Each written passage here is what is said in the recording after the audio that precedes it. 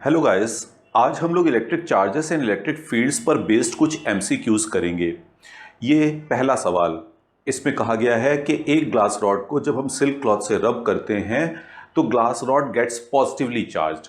यहाँ पर उसके कॉज दिए गए हैं 4 ऑप्शन, उसमें से करेक्ट वन हमको चूज करना है। जब हम ग्लास रॉड को सिल्क क्लॉथ से रब करते हैं तो कुछ इलेक्ट्रॉन्स ग्लास रॉड से निकल करके सिल्क में चले जाते हैं, जिससे क्या होता है, चार्ज इम्बैलेंस हो जाता है। ग्लास रॉड में इलेक्ट्रॉन्स की डेफिशिएंसी हो जाती है, thus it becomes positively charged, और सिल्क क्लॉथ में एक्सेस ऑफ इलेक्ट्रॉन हो जाते हैं and it gets negatively charged. So actual cause क्या होगा? Removal of electrons from the glass rod. तो C option will be the correct answer. ये हमारा नेक्स्ट क्वेश्चन है। इसमें हमें 4 ऑप्शंस दिए गए हैं और पूछा गया है इन चारों ऑप्शन में कौन सा इंसुलेटर नहीं है। सब्सटेंसेस को हमने 2 पार्ट्स में क्लासिफाई किया है on their behaviour towards the charges. Substances that allow flow of charges through them are called conductors, while those which do not allow flow of charges through them are called insulators. So here glass, rubber and ebonite, they are insulators. They do not allow flow of charges through them, while human body is a conductor. It allows flow of charges through them. So it is a conductor, not an insulator. So correct answer will be option D. इस question में हमसे कहा गया है कि एक body पर 200 access electrons हैं, उस पर नेट चार्ज कैलकुलेट करना है। We know that charge is quantised, so we can write Q is equal to NE। किसी बॉडी पर नेट चार्ज कितने के बराबर होता है? N into E, where N is integer and E is charge of 1 electron. तो यहां पर हमने लिख लिया N की वैल्यू 200 दी हुई थी और इलेक्ट्रॉनिक चार्ज कितना होता है? 1.6 into 10 to power minus 19। Simplify किया, it works out to be 3.2 into 10 to power minus 17 coulomb. Here it is given to us excess of electron, यानी कि इलेक्ट्रॉन ज्यादा है तो चार्ज कैसा होगा? नेगेटिव चार्ज होगा। So we put a negative sign over here. अब answer tally कर लेते हैं, तो यहां पर देखें C option is correct answer. So we will mark C. इस प्रॉब्लम में हमें 2 पॉइंट चार्जेस दिए गए हैं जिनके मैग्नीट्यूड्स हैं +1 माइक्रोकूलम एंड +5 माइक्रोकूलम रिस्पेक्टिवली, और बताया गया है कि कुछ दूरी पर रखे हुए हैं। हमसे पूछा गया है उनके ऊपर लगने वाले फोर्सेस का रेशियो। ये 4 ऑप्शन दिए गए हैं। हमें पता है कि force acting between 2 point charges is mutual. Mutual का मतलब इक्वल एंड अपोजिट। पहला दूसरे पे जितना लगाएगा, दूसरा वाला भी पहले पर उतना ही फोर्स लगाएगा। So magnitude of both the forces will be equal. So ratio क्या होगा? 1। So C option will be the correct answer. इस क्वेश्चन में हमसे कहा गया है कि 2 पॉइंट चार्जेस हैं, उनको एक बार हम एयर में रखते हैं और एक बार हम इंसुलेटिंग मीडियम में रखते हैं जिसका डाइलेक्ट्रिक कांस्टेंट K है। दोनों केसेस में दोनों चार्जेस के बीच में जो फोर्स लग रहा है उसका रेशियो पूछा गया हमसे। यहां पर हमने 2 पॉइंट चार्जेस लिए हैं, +Q1 +Q2, जिनको R डिस्टेंस पे रखा हुआ है। दोनों लाइक चार्जेस हैं, definitely they will repel each other. एक बार हमने उनको एयर में रखा तो उनके बीच में कितना फोर्स लगेगा? It is given by Coulomb's law, 1/4πε0 Q1 Q2/R²। अब हमने क्या किया, इन दोनों चार्जेस को इतने ही डिस्टेंस पर मीडियम में रख दिया जिसका डाइलेक्ट्रिक कांस्टेंट K है। तो उनके बीच में अब कितना फोर्स लगेगा? F' is equal to 1/4πε0 K Q1 Q2/R²। तो दोनों केसेस में फोर्सेस का रेशियो क्या होगा? हमने इक्वेशन नंबर 1 को 2 से डिवाइड कर दिया, so we have K:1। So B option will be the correct answer.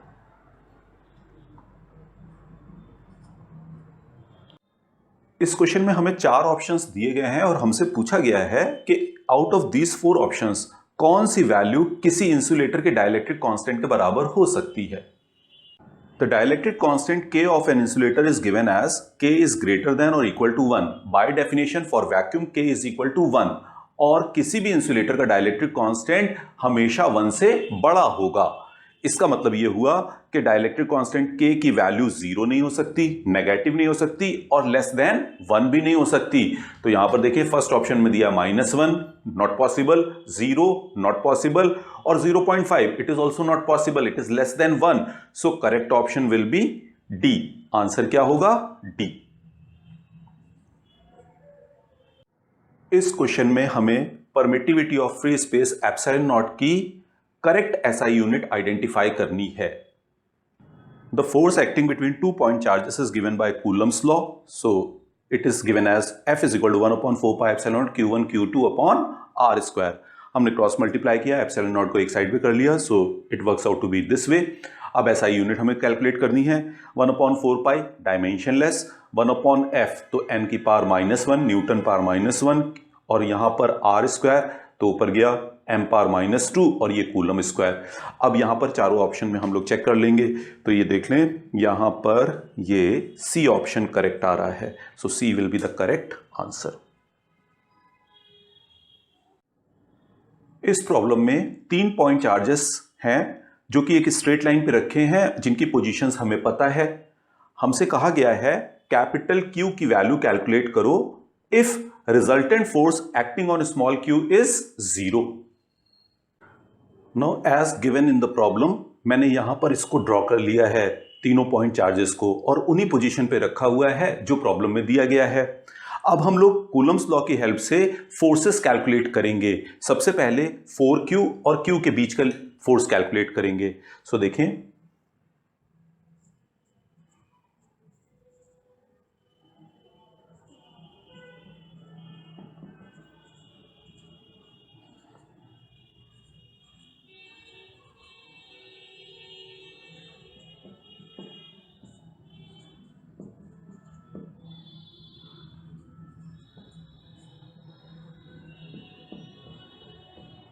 ये हमारा 4q और q के बीच का फोर्स आ गया। अब यहां पर कैपिटल Q और स्मॉल q के बीच का फोर्स कैलकुलेट करेंगे।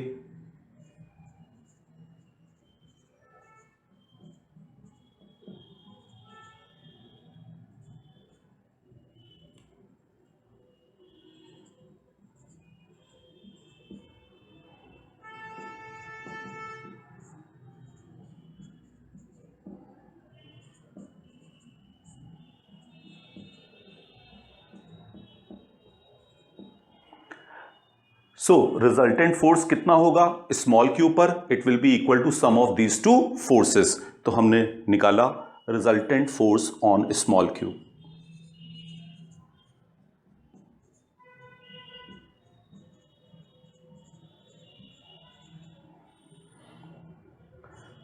F1 plus F2 which is equal to 1/4 pi epsilon nought 4q square upon L square plus 1 upon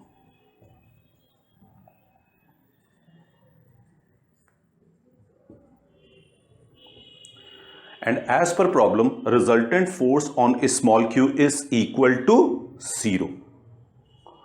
So on simplifying we get q equal to minus q। Answer tally करेंगे, A option इसमें correct answer आ रहा है।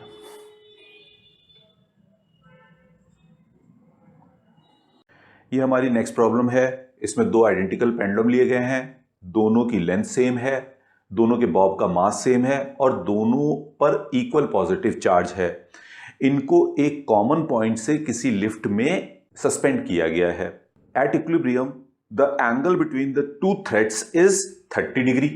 यहां पर पूछा गया है कि दोनों पेंडुलम के थ्रेड के बीच का एंगल कितना होगा when the lift starts falling freely. Now as per problem मैंने यहां पर डायग्राम बना दिया है। दो आइडेंटिकल पेंडुलम लिए हैं, दोनों की लेंथ सेम है, दोनों के मासेस सेम है और दोनों पर इक्वल पॉजिटिव चार्ज है। फर्स्ट केस कंसीडर कर रहे हैं when the lift is at rest. दोनों थ्रेड्स के बीच का एंगल कितना दिया गया है? 30 डिग्री। हाफ एंगल कितना होगा? 15 डिग्री। मैंने यहां पर लिख दिया। अब बॉब पर जो फोर्सेस लग रहे हैं हम उनको कंसीडर करेंगे, यानी कि बॉब का इक्विलिब्रियम कंसीडर करेंगे। तो यहां पर देखें आप, बॉब पर वर्टिकली डाउनवर्ड फोर्स लगेगा, वेट जो अर्थ लगाएगी, फिर कूलम फोर्स लगेगा, इस पर चार्ज है ना, और like charges repel each other, तो ये आउटवर्ड लगेगा कूलम फोर्स, दोनों पर बराबर फोर्स लगेगा and it will act along a straight line joining the 2 point charges. तो ये दो फोर्सेस हो गए और इन दोनों का जो रिजल्टेंट आएगा वो इस टेंशन को बैलेंस करेगा so that the Bob remains in equilibrium. In fact entire system remains in equilibrium in this state when the lift is at rest. अब सेकंड केस को कंसीडर करते हैं। सेकंड केस में इन्होंने क्या कहा है कि lift starts falling freely. When the lift starts falling freely it becomes the condition of weightlessness. Weightlessness क्या होता है? apparent weight will become zero, so this component mg will vanish और यहां पर the only force acting on the bob will be F, coulomb force, repulsive force. और coulomb force की direction क्या होती है? It always acts along a straight line joining the 2 point charges. In the process होगा क्या? The two threads will Orient themselves along a straight line. दोनों इस तरीके से अपने आप को अरेंज करेंगे कि वो एक स्ट्रेट लाइन में हो जाएं। क्यों? क्योंकि coulomb force will act along a straight line joining the 2 point charges. तो दोनों थ्रेड्स के बीच का एंगल इक्विलिब्रियम पे कितना होगा? 180 degree. So option D will be the correct answer. We will write D option. इस क्वेश्चन में हमें 4 ऑप्शन दिए गए हैं और पूछा गया है इनमें से कौन सी unit intensity of electric field की यूनिट नहीं है। Newton per coulomb electric field intensity की unit, volt per metre electric field intensity की यूनिट, जूल पर कूलम यानी वर्क अपॉन चार्ज ये इलेक्ट्रिक पोटेंशियल की यूनिट है, इलेक्ट्रिक फील्ड इंटेंसिटी की यूनिट नहीं है। So C will be the correct option और यही हमारा आंसर होगा। इस सवाल में हमसे पूछा गया है कि किसी पॉइंट पर इलेक्ट्रिक फील्ड इंटेंसिटी किस पर डिपेंड करेगी? सोर्स चार्ज पर, टेस्ट चार्ज पर या दोनों पर डिपेंड नहीं करेगी। यहां पर हमने एक पॉइंट चार्ज लिया है जिसे हम सोर्स चार्ज कहेंगे और इसकी वजह से पॉइंट P पर हमें इलेक्ट्रिक फील्ड कैलकुलेट करना है। सो पॉइंट P पर इलेक्ट्रिक फील्ड कितना होगा? It is given by this formula E is equal to 1/4 pi epsilon nought Q upon R square. As per this formula point P पर intensity of electric field source charge के magnitude पर depend करेगी और source charge से point P की दूरी पर depend करेगी। इन दो फैक्टर्स पर डिपेंड करेगी। तो आउट ऑफ दीज ऑप्शंस हम देखें तो सोर्स चार्ज Q पर डिपेंड करेगी, टेस्ट चार्ज पर डिपेंड नहीं करेगी। बाकी ये सारे ऑप्शन गलत हैं। सो A will be the correct answer. इस क्वेश्चन में हमसे पूछा गया है कि सिंगल चार्ज से जो इलेक्ट्रिक फील्ड सेटअप होता है उसका नेचर कैसा होता है, वेदर इट इज एसिमेट्रिक या सिलिंड्रिकली सिमेट्रिक होता है, स्फेरिकली सिमेट्रिक होता है या इनमें से कोई भी नहीं। Intensity of electric field due to a single point charge at a point is given by this formula E is equal to 1/4 pi epsilon nought Q upon R square. यानी कि किसी पॉइंट पर इलेक्ट्रिक फील्ड इंटेंसिटी किस बात पर depend करेगी? Source charge के magnitude पर और उस पॉइंट की सोर्स चार्ज से दूरी पर डिपेंड करेगी। सोर्स चार्ज से R डिस्टेंस पर इलेक्ट्रिक फील्ड इंटेंसिटी का मैग्नीट्यूड सेम रहेगा। ये मैंने सोर्स चार्ज ले लिया और R डिस्टेंस अवे हमने क्या किया, सारे पॉइंट्स को लेकर के एक इमेजिनरी सरफेस बना दिया। तो वो कैसा बनेगा? R रेडियस का एक स्फीयर बन जाएगा। इसका मतलब क्या हुआ कि electric field due to a single charge is spherically symmetric. So C will be the correct answer. इस क्वेश्चन में हमसे इलेक्ट्रिक फ्लक्स का डायमेंशनल फॉर्मूला वर्कआउट करने को कहा गया है। By definition electric flux is given as E A cos theta. E क्या है? इलेक्ट्रिक फील्ड, A क्या है? एरिया, और थीटा क्या है? इलेक्ट्रिक फील्ड वेक्टर और एरिया वेक्टर के बीच का angle. Now electric field by definition is given as F upon Q। तो डायमेंशंस ऑफ फ्लक्स क्या होंगी? मैंने फोर्स का लिख लिया डायमेंशनल फॉर्मूला MLT-2, Q के लिए लिखा AT और यहां पर A के लिए लिखेंगे L स्क्वायर, एरिया है ना, और cos theta it is dimensionless. Simplify करने पर ये आ गया। अब इसके बाद हम यहां से आंसर्स में टैली करेंगे। सो हमें दिखाई देता है C option is the correct answer. So answer will be C। इस क्वेश्चन में हमसे एक क्लोज सरफेस का इलेक्ट्रिक फ्लक्स पूछा गया है। इस क्लोज सरफेस के अंदर दो चार्जेस हैं -q और +3q और सरफेस के बाहर -2q चार्ज है। तो इसको हम लोग सॉल्व करेंगे with the help of Gauss law. As per Gauss law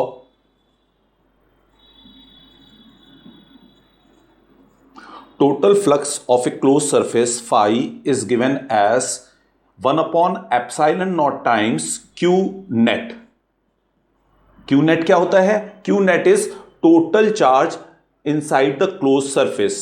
So यहां पर closed surface के अंदर net charge कितना होगा? -q plus 3q which works out to be plus 2q. So total flux will be equal to 2q upon epsilon naught. This will be the correct answer. हम यहां पर options को check करेंगे। So B is the correct answer, यहां पर लिख लेंगे B. इस प्रॉब्लम में हमें एक रेक्टेंगुलर फ्रेम दिया गया है जिसका एरिया 10 मीटर स्क्वायर है, जिसको हमने यूनिफॉर्म इलेक्ट्रिक फील्ड में रखा है। यूनिफॉर्म इलेक्ट्रिक फील्ड को मैंने रेड लाइन से शो किया है और उसका मैग्नीट्यूड दिया गया 20 न्यूटन पर कूलम। इन्होंने ये भी बताया है कि जो रेक्टेंगुलर फ्रेम है उसका जो नॉर्मल है वो इलेक्ट्रिक फील्ड वेक्टर के साथ 60 डिग्री का एंगल फॉर्म कर रहा है। हमसे पूछा गया है कि इस रेक्टेंगुलर फ्रेम से एसोसिएटेड फ्लक्स कैलकुलेट करके बताओ। तो देखें, इसको हम कैलकुलेट करेंगे कुछ इस तरह से। Electric flux it is given as phi is equal to EA cos theta. So E is given here 20 newton per coulomb, area is given to us 10 metre square और यहां पर लिखेंगे cos 60 डिग्री। cos 60 की value कितनी होती है? 1/2। So it will work out to be 100 volt metre. 100 volt metre. This will be the correct answer. So A is correct answer. इस question में किसी इलेक्ट्रिक फील्ड को इलेक्ट्रिक लाइंस ऑफ फोर्स से show किया गया है। ये देखें आपके सामने, इलेक्ट्रिक फील्ड के अंदर दो पॉइंट्स लिए गए हैं A and B which are distance apart. अब हमसे intensity of electric field at point A and at point B, उन दोनों का रिलेशन पूछा गया है। यहां पर देखें, at point A electric lines of force are closer while at point B यहां पर इनके बीच में दूरी ज्यादा है। जहां पर इलेक्ट्रिक लाइंस ऑफ फोर्स की डेंसिटी ज्यादा होती है वहां पर इंटेंसिटी ऑफ इलेक्ट्रिक फील्ड भी ज्यादा होती है। इसका मतलब ए पर इंटेंसिटी ऑफ इलेक्ट्रिक फील्ड ज्यादा होगी as compare to point B. So A option will be the correct answer. इस क्वेश्चन में कहा गया है कि एक यूनिफॉर्म इलेक्ट्रिक फील्ड में एक प्रोटॉन और एक इलेक्ट्रॉन को रखा गया है और हमसे पूछा गया है उन पर लगने वाले फोर्सेस और एक्सीलरेशन के बारे में। हमें पता है पॉजिटिव चार्ज पर इलेक्ट्रिक फील्ड की डायरेक्शन में फोर्स लगता है और नेगेटिव चार्ज पर इलेक्ट्रिक फील्ड के अपोजिट डायरेक्शन में फोर्स लगता है। तो प्रोटॉन पे फील्ड की डायरेक्शन में फोर्स लगेगा और इलेक्ट्रॉन पर फील्ड के अपोजिट डायरेक्शन में लगेगा। Further, force on a charged particle in a uniform electric field is given as QE. F is equal to QE. अब यहां पर देखें, दोनों चार्जेस का मैग्नीट्यूड सेम होगा, बी इट प्रोटॉन और इलेक्ट्रॉन। तो इसका मतलब दोनों पे सेम मैग्नीट्यूड का फोर्स लगेगा, but direction will be opposite. Acceleration को भी कंसीडर कर लेते हैं। Acceleration is given as force upon mass. तो देखिए, दोनों पर फोर्स तो एक ही लगेगा, लेकिन इलेक्ट्रॉन और प्रोटॉन का मास अलग अलग होता है, इसलिए एक्सेलरेशन दोनों के डिफरेंट होते हैं। अब हम ऑप्शंस चेक कर लेते हैं। यहां पर कह रहा है equal forces in same direction, तो सेम डायरेक्शन पे फोर्स नहीं लगेगा, तो पहला वाला ऑप्शन गलत हो गया। फोर्सेस इक्वल इन मैग्नीट्यूड, ये सही है, अभी हमने देखा था, क्योंकि दोनों पर चार्ज का मैग्नीट्यूड सेम, तो force will be same in magnitude, ये सही हो गया। Equal acceleration in opposite direction, acceleration opposite direction में होंगे, ये बात तो सही है, लेकिन उनका मैग्नीट्यूड अलग अलग होगा। और एक्सेलरेशंस इक्वल इन मैग्नीट्यूड, ये तो सरासर गलत है। तो B will be the correct answer. इस प्रॉब्लम में कहा गया है कि एक इलेक्ट्रॉन और एक प्रोटॉन को एक यूनिफॉर्म इलेक्ट्रिक फील्ड में रेस्ट पर छोड़ा जाता है। सेम डिस्टेंस कवर करने में उन्हें T1 और T2 टाइम रिस्पेक्टिवली लगता है और हमसे पूछा गया है T2 अपॉन T1। यहां पर सबसे पहले हमने एक्सेलरेशन ऑफ इलेक्ट्रॉन निकाला। Acceleration is given as force upon mass. Similarly acceleration of proton निकाला। अब इसके बाद किसी पार्टिकल को जो कांस्टेंट एक्सेलरेशन a से मूव कर रहा हो s डिस्टेंस ट्रेवल करने में कितना टाइम लगेगा, t is given as √2s upon a। तो यहां पर देख लें, हम लोग यही वैल्यूज रखेंगे। t2 अपॉन t1 कितने के बराबर होगा, 2s upon acceleration of proton, और यहां पर 2s upon acceleration of electron. ये कितना आ गया, सिंप्लीफाई करने पे t2 upon t1 works out to be √ae upon ap। AE और AP की वैल्यू हम इक्वेशन नंबर 1 और 2 से सब्स्टिट्यूट करेंगे तो ये आ जाएगा हमारे पास। चारों ऑप्शन में चेक करेंगे तो B turns out to be the correct answer.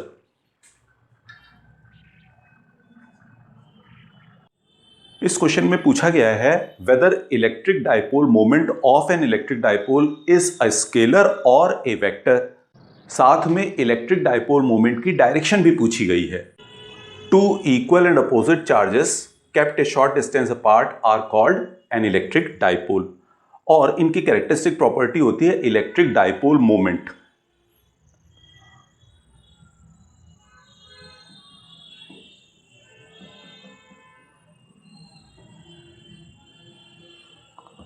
जिसको हम P से डिनोट करते हैं, and it is given as product of magnitude of either charge and separation distance, so it will be equal to Q into D। Now it is a vector quantity और इसकी direction किधर से किधर होती है, from negative charge to positive charge, ये इसकी direction होती है। तो यहां पर देखें, ये वेक्टर P मैंने ड्रॉ कर दिया, it is directed from negative to positive. तो यहां पर ऑप्शन चेक करेंगे तो यहां पर देखें, a vector electric dipole moment is a vector quantity और इसकी direction from negative charge to positive charge, तो C is the correct answer. इस क्वेश्चन में हमसे intensity of electric field due to an electric dipole पूछी गई है at a point P which is at a distance x from the dipole. Here the intensity of electric field due to an electric dipole at point P is inversely proportional to cube of the distance of point P from the dipole. So C will be the correct answer. यह मैंने एक electric dipole लिया हुआ है +q and -q, kept a short distance apart। ये इसकी axial line और ये इक्वेटोरियल लाइन। मैंने एक्सियल लाइन पर भी इलेक्ट्रिक फील्ड की डायरेक्शन शो करी हुई है और इक्वेटोरियल पोजीशन पर भी इलेक्ट्रिक फील्ड की डायरेक्शन को शो किया हुआ है। अब यहां पर ऑप्शंस देख लेते हैं। The electric field due to an electric dipole is 0 at the mid point of the dipole. Mid point पर 0 नहीं है तो ये गलत। Is 0 at all points on the equatorial line of the dipole. Equatorial line पर देख लें, किसी भी पोजीशन पर इलेक्ट्रिक फील्ड 0 नहीं है तो ये भी गलत। Is perpendicular to the dipole at all the points on the equatorial line. Perpendicular तो बिल्कुल नहीं है, ये देखें एक्सियल लाइन के पैरेलल है। और फोर्थ ऑप्शन में दिया है is parallel to the dipole at all points on the equatorial line. ये बिल्कुल सही है, ये देख लें एक्सिस के, डाइपोल के एक्सिस के पैरेलल होगा इलेक्ट्रिक फील्ड इक्वेटोरियल पोजीशन पर। So D option is correct answer.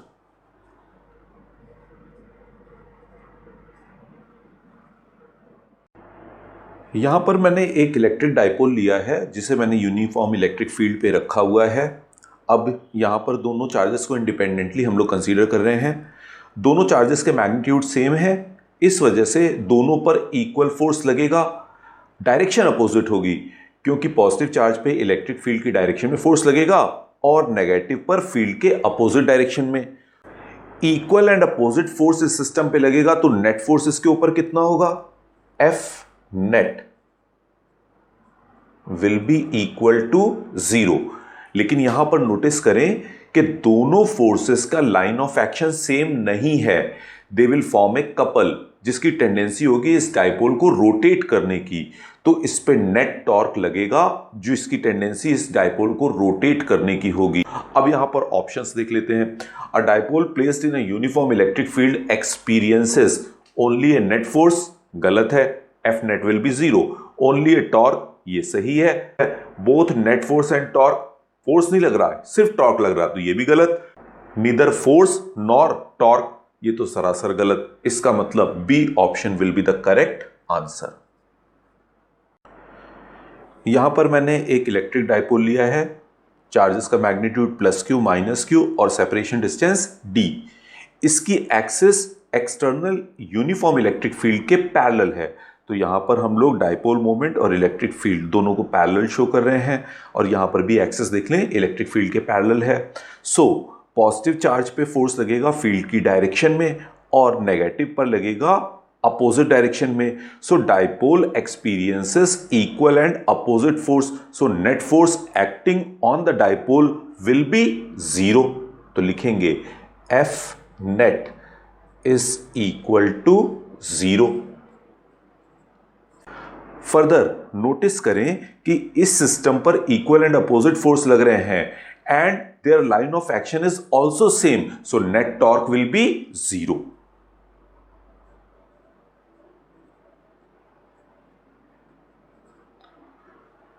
Now an electric dipole placed in a uniform electric field with its dipole moment parallel to the field experiences only a net force, wrong, only a torque, wrong, both, wrong, neither, right। दोनों में से कुछ भी नहीं लगता तो correct answer will be option D. यहां पर हमने एक डाइपोल लिया हुआ है plus Q minus Q separated by distance D. इसको एक नॉन यूनिफॉर्म इलेक्ट्रिक फील्ड में रखा। नॉन यूनिफॉर्म का मतलब डिफरेंट पॉइंट्स पर इलेक्ट्रिक फील्ड की वैल्यू अलग होगी। पॉजिटिव चार्ज पर इलेक्ट्रिक फील्ड है E1 और नेगेटिव पर है E2। यूनिफॉर्म होता तो हर पॉइंट पे इलेक्ट्रिक फील्ड एक होता। तो यहां पर देख लें दिया हुआ है E1 is greater then E2 तो डेफिनेटली पॉजिटिव चार्ज पर ज्यादा फोर्स लगेगा और नेगेटिव पर कम लगेगा। सो QE1 is greater then QE2। फिर देखें जब इस पर अनबैलेंस्ड फोर्स लग रहा है तो net force acting on this system will be non zero. Number 1 point. And number 2 यहां पर देखें तो दोनों फोर्सेस के लाइन ऑफ एक्शन सेम नहीं है। इसकी वजह से इसको रोटेट करने की टेंडेंसी होगी यानी कि इसके ऊपर टॉर्क लग रहा है। So net torque will not be equal to zero. अब क्वेश्चन देखते हैं। A dipole placed in a non uniform electric field experiences only a net force, गलत, ओनली ए टॉर्क, गलत, बोथ यानी कि सही, और नीदर ये तो गलत है ही। अब यहां पर ऑप्शन मार्क कर लेंगे, C will be the correct answer. दोनों लगेंगे इसके ऊपर। यहां पर हमने एक इलेक्ट्रिक डाइपोल लिया हुआ है। It consist of 2 point charges equal and opposite plus Q and minus Q और सेपरेशन डिस्टेंस है डी। ये इसकी एक्सियल लाइन है, ये इक्वेटोरियल लाइन है। एक्सियल लाइन पर हमने एक पॉइंट पी लिया है जो कि इसके सेंटर से एक्स डिस्टेंस अवे है और यहां पर इलेक्ट्रिक फील्ड इंटेंसिटी कितनी है E1। यहां पर मैग्नीट्यूड और डायरेक्शन दोनों बताया। फिर यहां पर इसके सेंटर से इक्वेटोरियल लाइन पर मैंने पॉइंट Q लिया हुआ है which is x distance away from this centre और यहां पर इलेक्ट्रिक फील्ड इंटेंसिटी कितनी है E2। नाउ हमें पता है एक्सियल पोजीशन पर इलेक्ट्रिक फील्ड इंटेंसिटी कितनी होती है 1/4πε0 2p/x³ से दिस इज इक्वेशन नंबर 1। और इक्वेटोरियल पोजीशन पर x डिस्टेंस अभी कितनी होगी E2 is equal to 1/4πε0 p/x³ से this is equation number 2। So by equation number 1 and 2 कितना आएगा 2। अब ये सवाल at a given distance from the center of an electric dipole field intensity on axial line is k times the field intensity on equatorial line यानी दोनों का ratio पूछा गया है which will be 2। So A is correct answer।